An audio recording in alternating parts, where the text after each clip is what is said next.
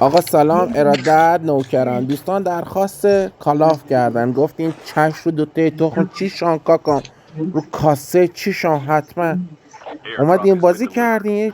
4-5 نفر زدیم، نگاه کردیم دیدیم ای ویدیو ریکورد نشده.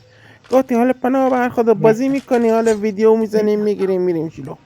زدیم رفتیم که بریم جلو دیگه. گفتیم یا خدا رزق و روزی برسون. دیدیم یک اوتره داره میاره خودش آپدیت کنه. ریختیمش پایین، زدیم چکونیمش پایین.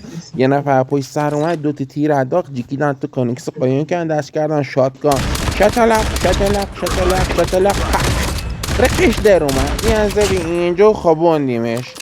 گفتیم به به بیرین. یهو دیدی صدای تیر میاد، رفتیم دیدیم ای نامرد و بعد دوربین انداخته ما انداختیم زدیمش افتاد.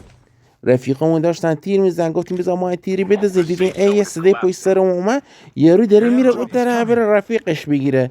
جیکیدن رفتن بالا با شاتگان شتلق زدن. رفتیم تو روشتی خیلی پر رو بوده. گفتن آده ما بچه شهرم، زدمش بازی خوابید زمین.